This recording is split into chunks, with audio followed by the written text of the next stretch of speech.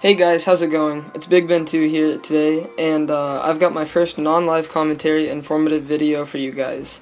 In this video, I'll talk about the future of Star Wars Battlefront and other Star Wars games. Let's get right into it. To start out, we'll be looking at an article that EA has recently posted that is titled, "What's Next for Star Wars Battlefront This Summer?" This article is about, you guessed it, what EA has planned this summer and early fall for Star Wars Battlefront. They've got some really neat stuff coming in, and that's a great word, neat.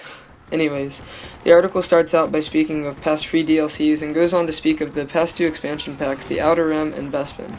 This is stuff we already know, however the article then says that the developers have been listening to the Star Wars Battlefront community's feedback and they are excited to announce that tomorrow, July 21st, there will be a new update that obviously comes out with the usual patches, buffs, nerfs, and tweaks, but it also comes with a new mode, Skirmish.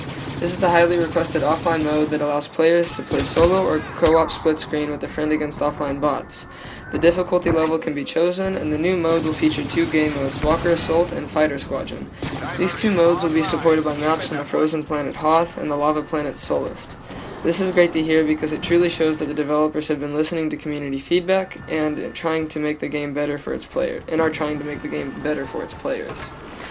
The article continues by detailing that if you don't really care much for an offline mode, there is still a lot for you to enjoy. EA states that there will be more free in-game events planned, more HUT contracts for new weapons, log-in reward opportunities, and open trials to experience Bespin. These open trials are great because it gives players who don't want to buy the season pass but are considering buying a Bespin a chance to see if they really will enjoy it and if it's worth their time and money. After this, the article finishes by speaking of the Death Star DLC.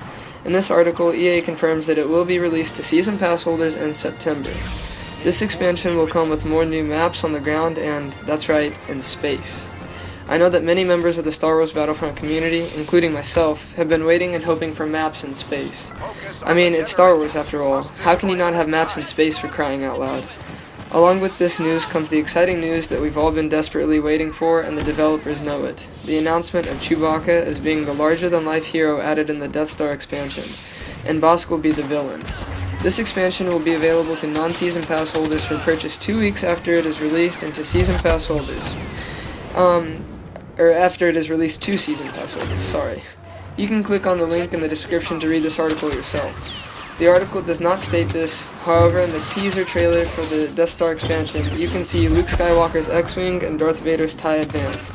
Maybe this means there will be new hero ships for Fighter Squadron, or an idea I heard from Battlefront Updates that sounds very plausible, and I've thought of myself as well.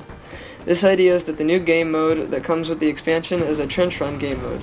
This sounds very exciting, and I really hope this happens. Also, tomorrow there will be a new HUT contract for a Stinger pistol, a charged star card that can be fired during the card's active time. Be sure to check back tomorrow to see videos and live streams of the new update. This video is not done just yet though. EA also posted another article about the Death Star and Rogue One expansions. You can read it from the link in the description. The article is titled, News from Star Wars Celebration Europe.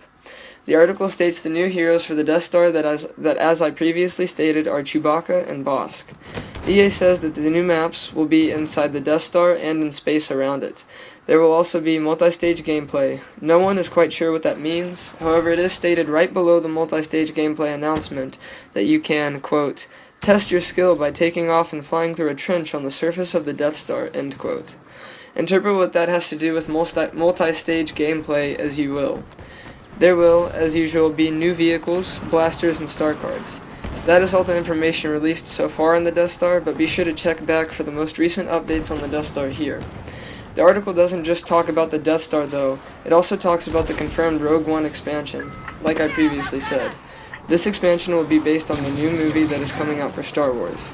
I don't know a whole lot about it, but I'm very excited to watch it, and I know that the movie is staged on a tropical planet, so you can most likely expect to see tropical maps in the expansion. Moving on, we have one more piece of news to talk about, and that is the new single-player Star Wars game by Visceral Games that will come out in the near future. This game should be a good one because the creative director of it, Amy Hennig, also worked on an amazing game series called Uncharted. She said the process she is using to make this game is similar to what she did for Uncharted.